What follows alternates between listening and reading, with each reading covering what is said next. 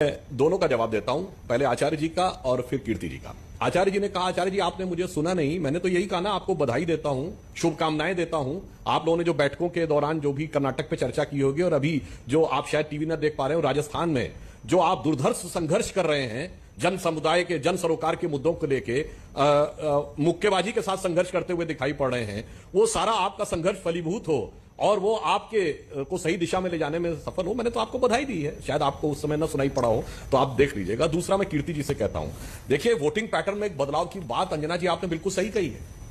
Voting pattern में जानते क्या बदलाव आया कर्नाटक में? भाजपा का 36% इंटैक्ट है, जो कांग्रेस का 5% बढ़ा है, वो एक क्षेत्रीय दल से 5% शिफ्ट हुआ है। जेडीएस का सीधे 5% घटा और वो सीधे 5% वहां गया। यानी पहली बार यह उभर के सामने आया है कि किसी क्षेत्रीय दल का वोट कांग्रेस अपने में लेने में सफल हो गई। अब यह खतरा सारे क्षेत्रीय दलों के ऊपर हो गया। इसीलिए आप देखिए, स्टालिन ने सबसे पहले बयान दिया, क्योंकि डीएमके उनके साथ गठबंधन में है, कहीं ऐसा ना हो मेरा थोड़ा वोट छीन ले। अब सोचिए कि ममता जी हो या बिहार में नीतीश बाबू हो, सबको यह डर हो गया कि अगर कांग्रेस शक्तिशाली हो गई, और फिर तो अभी बहुत सारे हथियार इनके पास भी थे।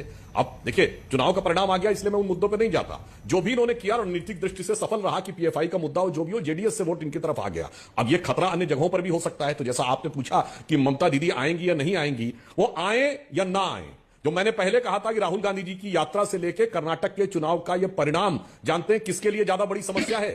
किसके लिए? नीतीश बाबू के लिए, केजरीवाल जी के लिए, ममता जी के लिए, तेलंगाना वाले आपने केएस चंद्रशेखर राव जी के लिए और शरद पवार जी के लिए, जिनको लगता था कांग्रेस कमजोर रहेगी तो हम नेता बन जाएंगे। अब यदि वो बेंगलुरु आएंगे तो अपने अरमानों की होली जलते हुए देखेंगे, तो मुझे लगता है पैटर्न में जो बदलाव आ रहा है ना, जो संकेत दिया है बदलाव का, वो इन सारे विपक्षी दलों को, जो अपने में विपक्षी दल के एकता के अलंबरदार बनने के लिए लगे हुए थे, इनके लिए वही जो बात मैंने उस दिन बोली थी उसे दोबारा रिपीट करूंगा कि कर्नाटक की जीत के बाद इन्हें समझ में नहीं आ रहा होगा कि भाजपा की हार का जश्न मनाएं, हम हारे हैं स्वीकार करते हैं, या अपने अरमानों पर गिरी हुई बिजली का गम बनाएं। तो इनके लिए तो वो शेर लागू होता है कि न तुम्ही मिले न मयस्सर तुम्हारी दीद हुई, तुम ही कहो ये मुहर्रम हुई कि ईद हुई।